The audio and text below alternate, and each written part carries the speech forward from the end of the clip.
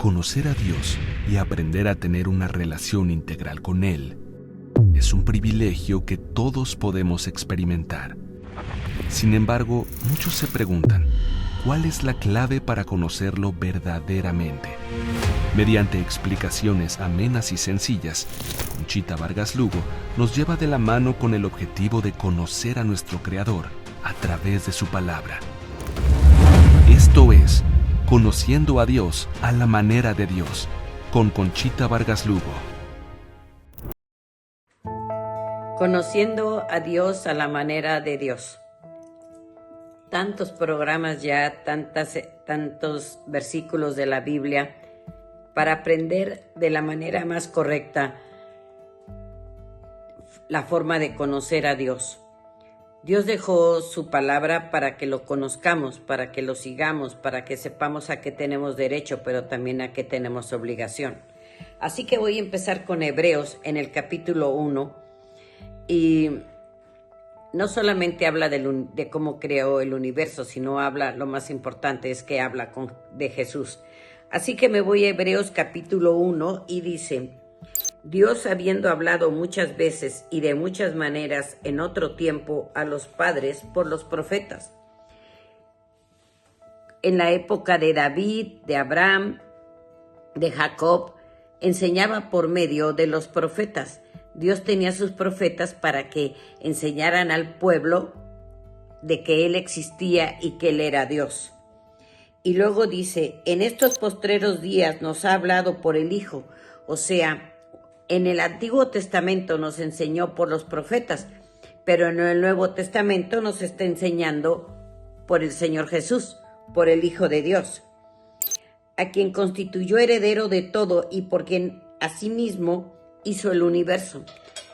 No olvidemos que la Trinidad estaba al principio en Génesis cuando se formó el universo, el cual siendo el resplandor de su gloria y la imagen misma de su sustancia, y quien sustenta todas las cosas con la palabra, o sea, el Señor pensó, habló y se hizo. Así de fácil.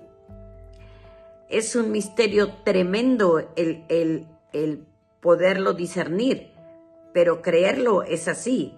Dios pensó, Dios habló y se hizo. Y quien sustenta todas las cosas con la palabra de su poder, habiendo efectuado la purificación de nuestros pecados por medio de sí mismo, se sentó a la diestra de la majestad de las alturas. O sea, el Señor Jesús está sentado a la diestra, a la derecha del Padre, hecho tanto superior a los ángeles, cuanto heredó más excelente nombre que ellos. O sea, Jesús no tiene nada que ver con los ángeles, absolutamente nada. Los ángeles son creados, porque ¿a cuál de los ángeles Dios le dijo, hijo? Jamás. Mi hijo eres tú. Yo te he engendrado hoy y otra vez. Yo seré a el Padre y él me será a mi hijo. O sea, los dos son uno. Y otra vez cuando introduce al primogénito en el mundo dice, adórenle todos los ángeles de Dios. Ciertamente de los ángeles dice, el que me hace a sus ángeles espíritus y sus ministros llama a fuego. Mas el Hijo dice, tu trono, oh Dios, por el siglo del siglo. Centro de equidad es el centro de tu reino. Has amado la justicia y aborrecido la maldad. Has amado por lo cual te ungió Dios, el Dios tuyo, con óleo de alegría más que a tus compañeros.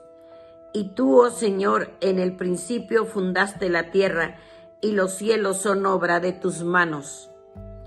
Ellos permanecerán, mas tú permaneces, y todos ellos envejecerán como una vestidura, y como un vestido los envolverás, y serán mudados. Pero tú eres el mismo, y tus años no acabarán. Pues ¿a cuál de los ángeles dijo Dios jamás, siéntate a mi diestra?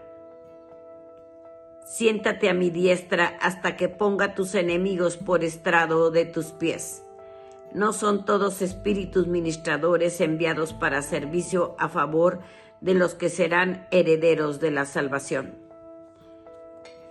Aquí está más que claro que el que fundó el universo es el Señor, que en Él está contenido todo y que su Hijo unigénito es Jesús, el único por medio del que se llega al Padre. Jesús lo dijo bien claro: nadie llega al Padre si no es por medio de mí. Llegar al Padre es llegar a la plenitud, llegar a la presencia máxima, porque no lo sé expresar. Pero sí sé que hace 18 años tomé la decisión de seguir a Jesús, y es lo que más proclamo, que es mi Señor, es mi Salvador, que de Él salen absolutamente todas las cosas y a Él regresan. En la Biblia dice que todo obra para nuestro bien, y si tú ves toda tu vida, te vas a dar cuenta que cada cosa que te ha pasado al final ha obrado para tu bien. Y también la palabra dice: yo pongo el hacer como el querer. Por eso, cuando tengas mucha intranquilidad, busca qué es lo que está pasando.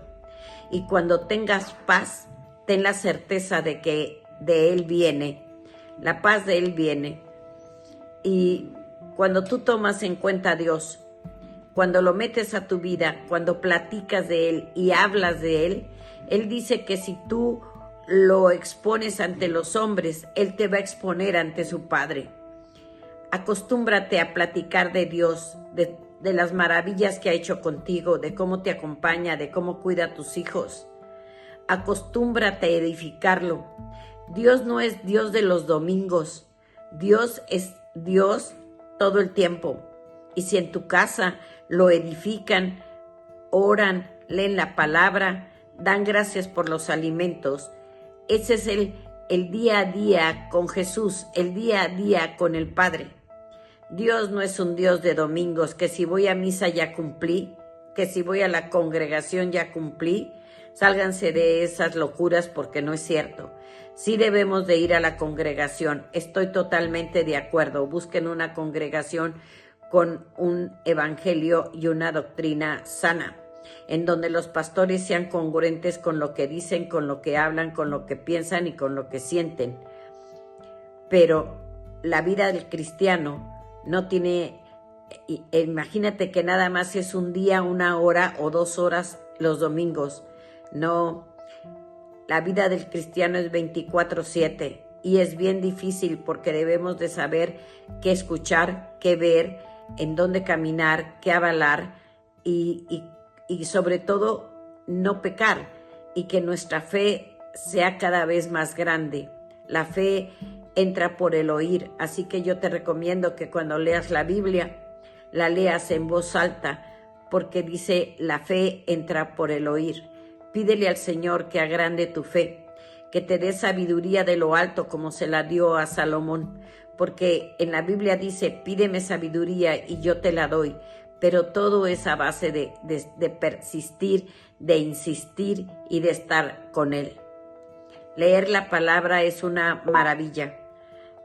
Conocerlo a Él por medio de su opinión. Miren, cuando lees la vida de José, de Abraham, de Noé, de Job, de Enoc, de David, eso, de Aarón, de Josué, de Pablo, de Pedro, no termino.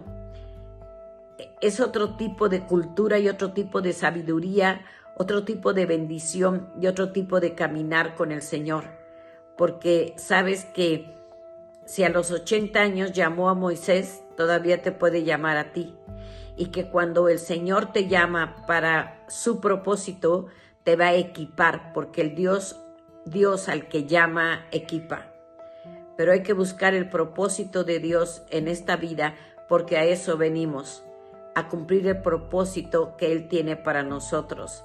Y eso es una maravilla, porque si logramos ver el propósito que Dios puso en tu corazón para que lo realices, entonces, y sigues al Señor Jesús, entonces es muy probable que ustedes y yo nos veamos en la cima.